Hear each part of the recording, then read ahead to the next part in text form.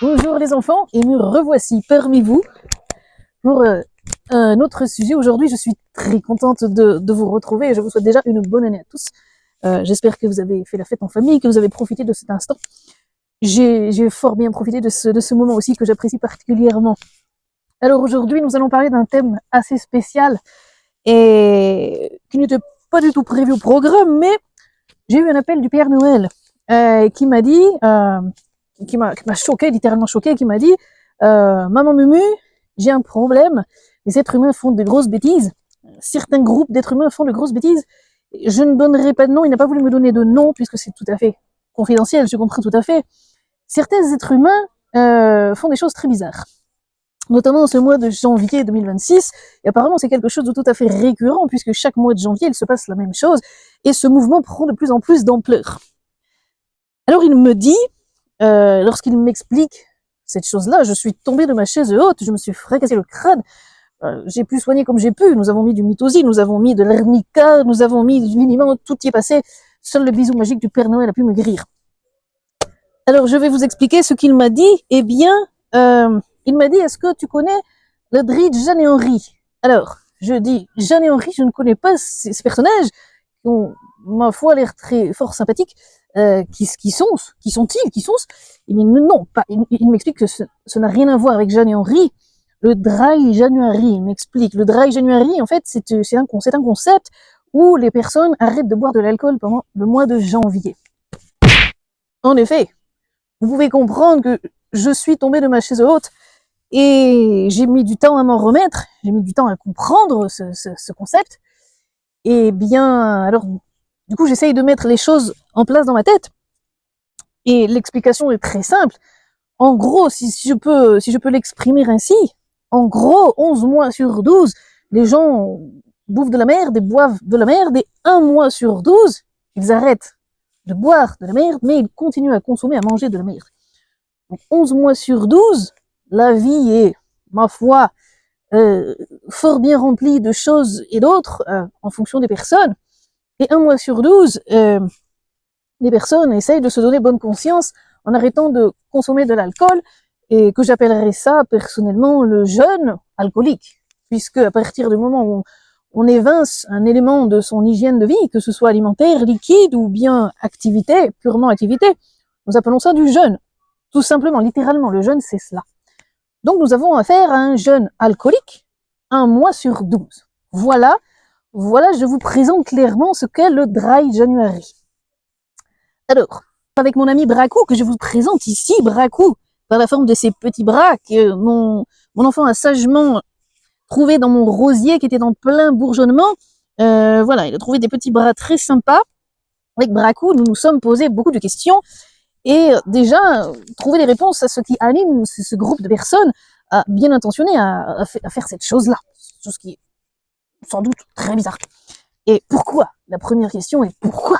Pourquoi ces personnes en arrivent-elles là à devoir s'obliger à jeûner d'alcool, d'un élément qui ne leur apporte pas de bonnes choses le reste de l'année? Est-ce pour avoir l'impression de faire un acte bienveillant envers sa propre santé? Est-ce pour se donner bonne conscience? Ou est-ce tout simplement par peur de perdre quelque chose le reste de l'année? Ou peut-être y a-t-il un mal-être qui se cache derrière tout cela? Là, nous parlons du ressort de la psychologie. La question existentielle serait, pour vérifier si cet acte, ce processus, ce concept a réellement un impact positif sur l'état de la personne, puisque le but est de travailler sur sa santé, si j'ai bien compris, à moins que je me gourre totalement de raisonnement. Est-ce que vous vous sentez mieux le 1er février si l'on compare au 1er janvier, après avoir fait un Dry January? Logiquement, oui, j'espère que oui, c'est tout à fait cohérent, puisque voilà, nous ne parlerons pas de votre état au 1er janvier. Nous avons bien compris l'objectif de cette fin d'année, surtout les 2 dernières semaines où, voilà, j'ai bien compris que ces 2 dernières semaines, ces périodes de fête correspondent à un gros coup de pelle magistral qui met la cerise sur le gâteau. Eh bien, je vous pose une autre question. Si nous devions comparer votre état entre le 1er mars et le 1er décembre, par exemple, 1 mois après avoir fait ce Dry January, est-ce que réellement vous vous sentez mieux par rapport au 1er décembre, par exemple? Voilà. Nous prenons une date au hasard dans la fin d'année. Si vraiment votre état de santé est largement amélioré, alors dans ces cas-là, pourquoi pas, le dry January peut être tout à fait pertinent. Et je vous pose une autre question, comment vous sentez-vous, par exemple, entre 2023 et 2026? Si vous faites depuis plusieurs années ce dry January, est-ce que votre état de santé est réellement meilleur entre 2023 et 2026, par exemple? Est-ce que sur 3 années, vous avez augmenté votre capital santé? Personnellement, je ne pense pas, puisqu'à partir du moment où vous consommez de l'alcool tout au long de l'année, qui vous pousse à faire un jeûne alcoolique au mois de janvier, personnellement, d'après mes observations, je ne pense pas que votre état de santé soit réellement meilleur d'une année sur l'autre. Voilà. Ceci est dit, alors j'aimerais vous exposer 2 ou 3 points. Pourquoi est-ce que cette chose-là ne serait pas réellement efficace et n'aurait pas suffisamment d'impact sur votre état de santé? Tout simplement parce que c'est un concept. Et tout concept est fait pour adhérer à une image, adhérer à un groupe et suivre une mode. Ce qui nous donne une notion de dogme derrière. Cette notion de mode est très importante. Et puis l'autre point, c'est que généralement un concept est pris, c'est une décision de suivre un concept est pris sur un plan émotionnel uniquement. Parce que c'est fun, parce que c'est la mode, parce que l'être humain adore suivre les modes. Et en deuxième point, je vais vous donner un petit élément de comparaison. Le dry January, c'est un peu comme si, d'après ce que vous pensez, c'est comme si 11 mois sur 12, vous mettez dans votre voiture du gasoil, vous avez un moteur diesel, vous mettez du gasoil, ma foi, bas de gamme, je dirais de base, 11 mois sur 12, et 1 mois sur 12, le mois de janvier, vous mettez de l'excellium en pensant bien faire pour que votre moteur puisse avoir de bons éléments, une bonne nourriture, etc. Ce qui paraît tout à fait cohérent. Sauf que ce n'est pas cela. Ce n'est pas ce qui se passe. La réalité, c'est en fait que vous mettez du gasoil dans votre moteur, qui est en fait un moteur essence. Et que 1 mois sur 12, vous mettez de l'essence. Voilà la différence. Alors avec mon ami Bracou, nous nous sommes posé quelques questions. Il lui manquait un petit chapeau, voilà, très mignon. Et dans quelques jours, il sera fondu, le pauvre. Il n'existera plus, il ne fera plus partie de ce monde. Alors, je me suis posé quelques questions existentielles. Pourquoi tout ça et comment, qu'est-ce qui pousse l'être humain à en arriver là? Tout simplement, à vous de répondre à cette question. Ne pensez-vous pas qu'il y a des tendances extrêmes pour en arriver ici? Et ou tout simplement pour se donner bonne conscience de pouvoir consommer et continuer à consommer de la manière de le reste de l'année.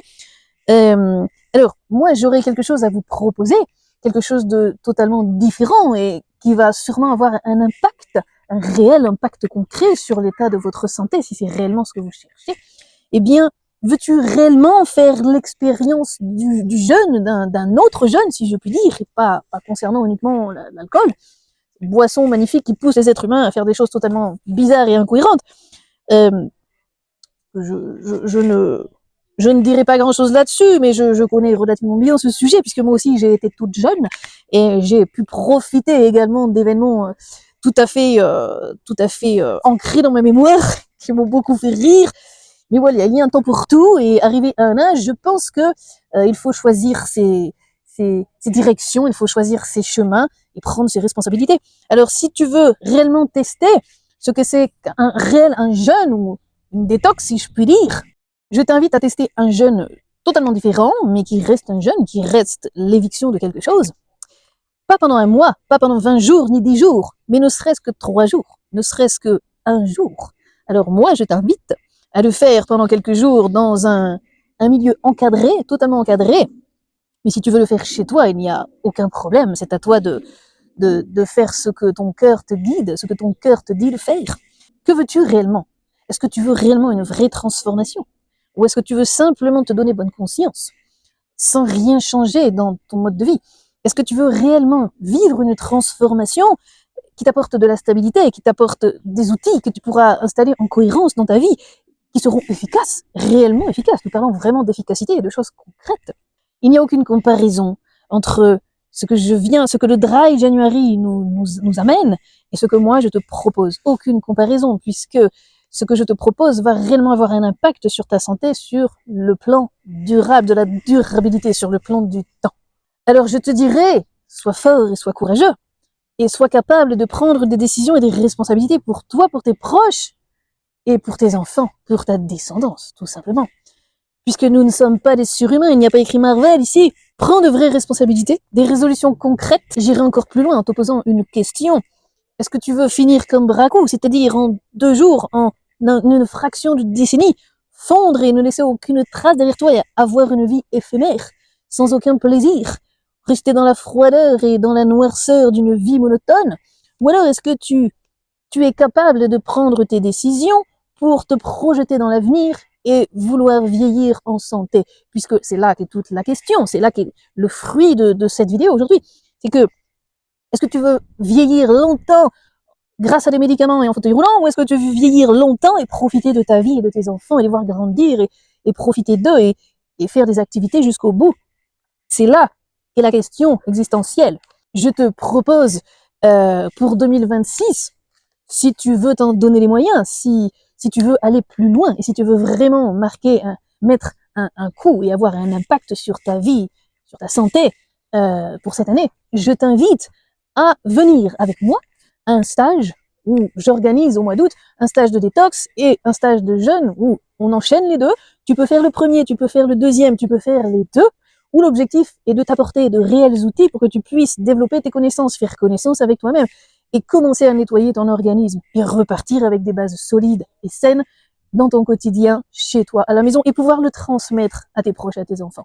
Alors, je t'invite à te connecter sur mon site internet Santé et Résilience pour aller prendre des informations à ce sujet. J'espère sincèrement avoir un impact positif dans ta capacité à réfléchir sur ce concept fort bien intentionné et bienveillant, ma foi, sur ce concept que tu t'imposes.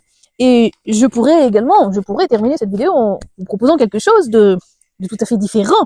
C'est-à-dire que, au lieu de boire de l'alcool 11 mois sur 12, tu pourrais, par exemple, mettre un petit peu d'argent de côté dans un extracteur, puisque pour moi, l'extracteur à jus, je ne parle pas du mixeur, bien sûr, l'extracteur à jus de légumes et de fruits est pour moi l'outil de santé numéro 1 qui te permet de pouvoir bénéficier d'une quantité de minéraux, de vitamines et d'oligo-éléments tout au long de l'année et de manière totalement choisie, sous forme de cure, sous forme de prise quotidienne, etc.